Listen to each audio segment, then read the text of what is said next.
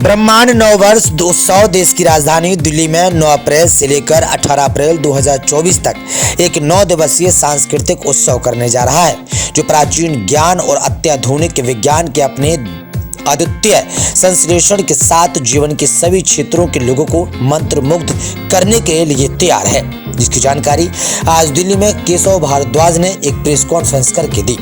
आपको बता दें कि यह उत्सव एक रिकॉर्ड सेटिंग प्रयास के साथ शुरू होगा। आध्यात्मिक रूप से प्रचंड स्वर में एक साथ बजाए जाने व 11,000 शंखों की शक्तिशाली गूंज संपूर्ण ब्रह्मांड को गूंजायमान करेगी।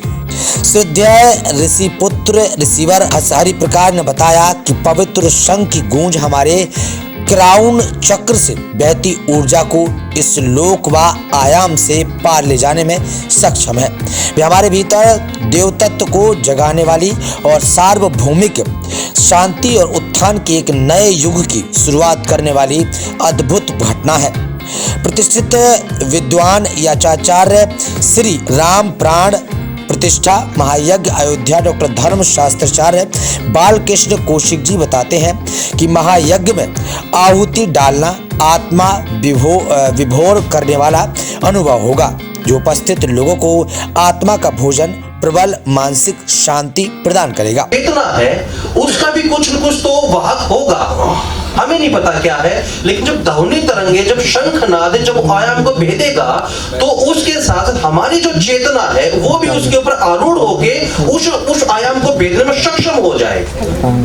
तो इसको तो आध्यात्मिक भाव से और भौतिक भाव से ये जब बच्चे उस कालखंड में वहां पे होंगे, जब इतने सारे ब्रह्म देवता वहां पे मौजूद होंगे, यज्ञवेदियां वहां पे होंगी, एक अलौकिक वातावरण वहां पे होगा, और जब शंखनाद वहां पे इतना प्रचंड किया जाएगा तो सभी की रीढ़ झनझनाएंगी।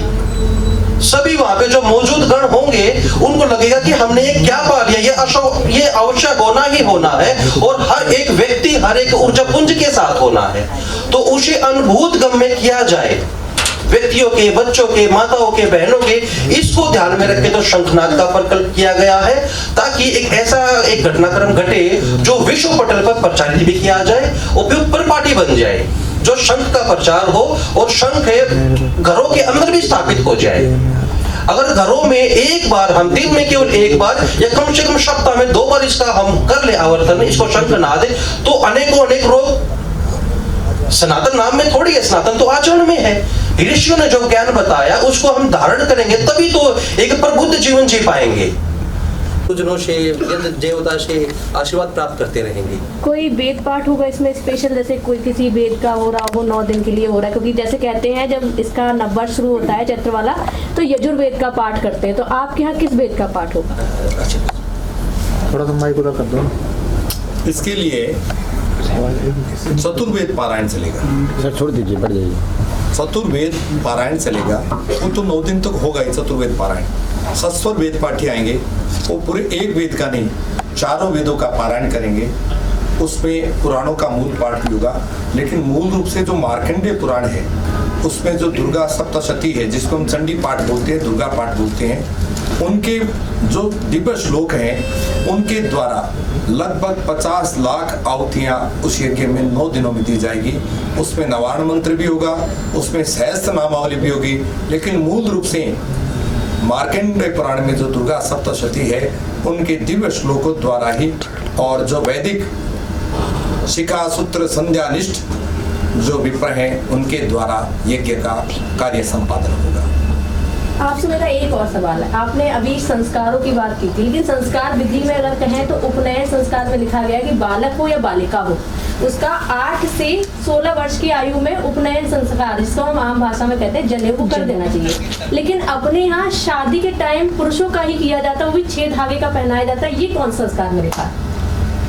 वो यही तो मैं कह रहा था ना कि संस्कार तो जो विलुप्त होते जा रहे हैं। उपनयन से पहले बहुत सारे संस्कार है, गर्भाधान, पुंसवन, सीमंत, जात कर्म, नामकरण, वो सारे नाम ध्येयम दशम्याम तो द्वादशाम भाष्यकारेत पुण्यतिथौ नक्षत्रे व अमूर्ते व गुणान्विति, वो सारे संस्कार लुप्त होते जा रहे हैं। इन्हीं संस्कारों की जागृति के लिए एक बार पुनः हम युवा पीढ़ी को नव संवत्सर के माध्यम से अपने संस्कारों के प्रति जागृत करें। ये विलन वाला पूछने क्या 59 ये होने वाला है, जो किरदार निभाने वाले हैं विलन का, ये मतलब किस तरीके का थोड़ा सा बताएंगे, किस तरीके से ये कार्यक्रम होगा? देखिए, इसमें जो ऋषिवर हैं ये अपने विषय के महानतम विभूति हैं आज राष्ट्र की, और ऋषियों ने जो अनुसंधान किए हैं, ऋषियों ने जो वेदों के माध्यम से बताया है, उसे ये विज्ञान की कसौटी पे कसेंगे और शास्त्र का और विज्ञान के बीच में सेतु का काम करेंगे। ये तो इन्होंने अपना रोचकता के वशीभूत ये ईश्वरम की भाषा का प्रयोग किया है, नहीं तो ये स्वयं बड़े ही सिद्ध साधक हैं। तो बच्चे जो है हमारे, वो विज्ञान की दृष्टि से शास्त्रों को समझे, उनका आचरण करें, तो ये इनका मूल विषय रहेगा। उसी के परिणाम स्वरूप हमारे जो शास्त्र ने जो बोला है उसको वैज्ञानिक कसौटी पर कस के ये पूरे विश्व में उसका प्रचार करेंगे, ताकि सनातन वैदिक संस्कृति का जो सम्मान है, जो इसकी वो पात्रता रखती है, दबी जुबान में पश्चिम उसे महसूस करता है, समझता है, उसको आश्रित भी करता है, लेकिन स्वीकारता नहीं है। तो अब उनकी जो स्वीकारोक्ति है जबरदस्ती करवा लेंगे।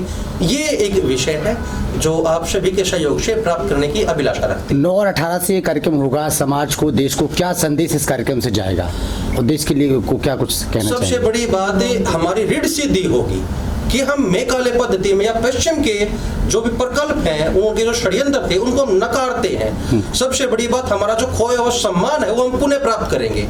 ये एक प्रथमा एक किस्म से कदम है हमारा, हमारे खोए हुए सम्मान को पुनः प्राप्त करना। हम किसी दूसरी सभ्यता के उत्सव नहीं मनाएंगे जो हमारे यहाँ पे है ही नहीं, जो हमारा है, जो हमारे पूर्वज ने बनाया, जो हमारे वेदों ने बताया, हम उसी का पालन करेंगे। सबसे बड़ी बात तो है सम्मान का धारण करना। हम इस चित्र प्रतिपदा के उत्सव में हम अपने सम्मान का धारण करेंगे, और जो ये धारण करेंगे, ये हमें अनेक शक्तियां, मैं कहूँगा सिद्धियां केवल हाथ में फूल उत्पन्न करना नहीं होता। सिद्धियां संतुलित रहे, अपने पिता का सम्मान करे, सिद्धि है। गौ का सम्मान करे, सिद्धि है। नारी को मातेश्वरी की दर्शी देखे, सिद्धि है। तो जैसे इसका आचरण करेंगे, हम प्रबुद्ध मानव की तरफ अग्रसर होंगे।